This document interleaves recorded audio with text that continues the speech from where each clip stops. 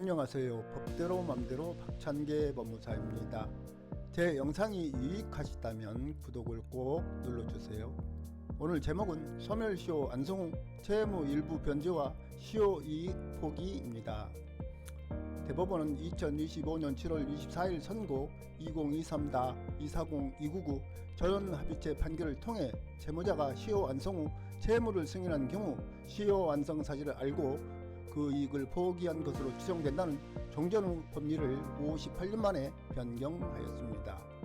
즉 소멸시효가 완성된 뒤 채무자가 채무 일부를 갚았더라도 이를 시효 이익을 포기했다고 볼 수는 없다는 것입니다.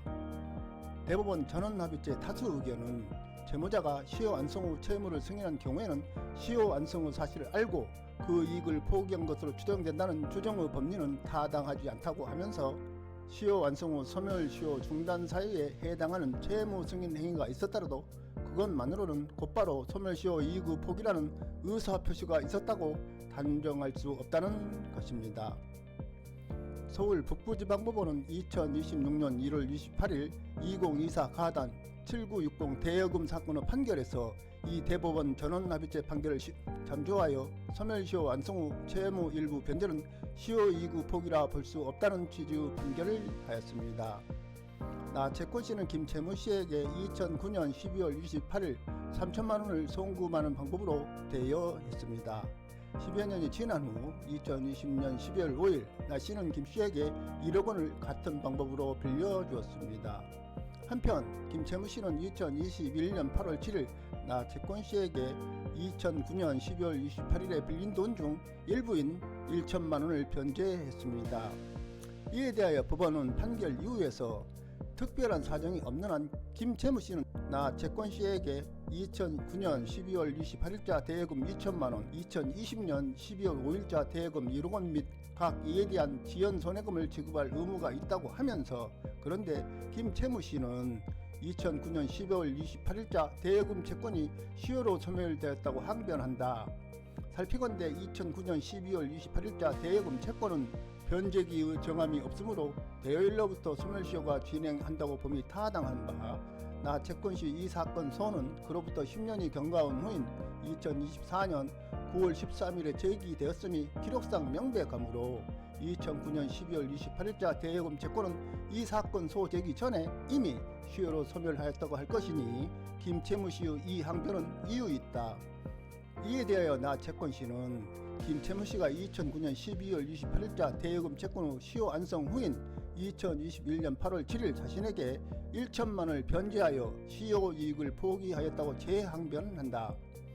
시효 완성 후 소멸시효 중단 사유에 해당하는 채무 승인 행위가 있었더라도 그것만으로는 곧바로 소멸시효 이익의 포기라는 의사표시가 있었다고 단정할 수 없다고 할 것인 바 다음과 같은 사정들 즉 김채무씨는 나 채권씨에 대한 2009년 12월 28일자 대여금 채무 3천만원 및 2020년 12월 5일자 대여금 채무 1억원이 있는 상황에서 우선 1천만원만 변제하여 달라는 나씨의 요청으로 나씨에게 1천만원을 송금하여 변제하게 된 것인점 김채무씨는 이후 나 채권씨가 1천만원을 달라고 하였다는 이유로 나씨에게 관계를 정리하자는 취지로 얘기하고 2020년 12월 5일자 대여금 1억원에 대한 변제 의사도 밝히지 않는 등 2009년 12월 28일자 대여금 청구 소멸시효 이익을 포기하면서까지 나씨에게 변제할 의사가 있었다고 보기 어려운 점 김채무씨가 2021년 8월 7일 변제 당시 2009년 12월 28일자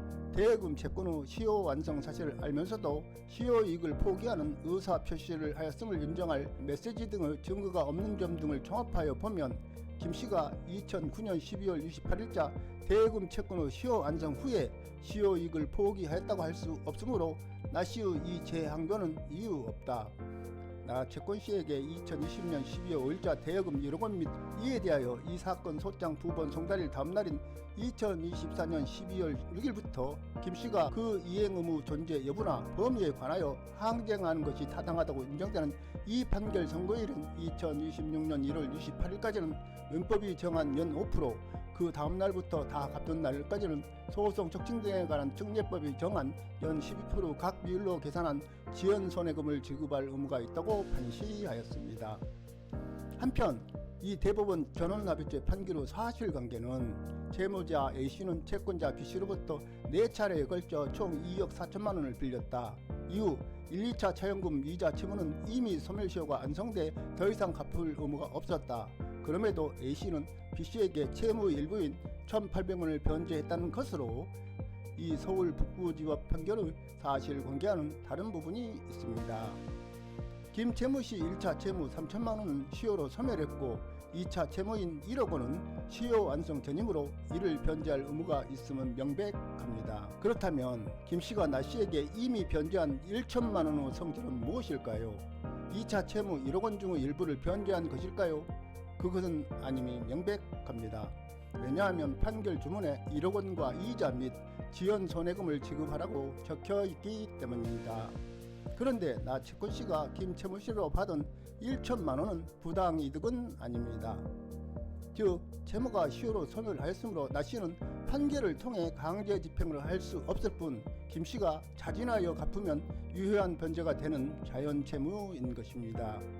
한편 채무 없음을 알고 이를 변제한 때에는 그 반환을 청구하지 못하는 비채 변제 또는 채무 없는 자가 착오로 인하여 변제한 경우에 그 변제가 도의관념에 적합한 때에는 그 반환을 청구하지 못한다는 도의관념에 적합한 비채 변제의 법리에 해당한다고 보아도 무방하므로 어쨌든 김 채무씨는 나 채권씨에게 이미 갚은 1천만 원의 반환을 청구할 수는 없다는 것입니다.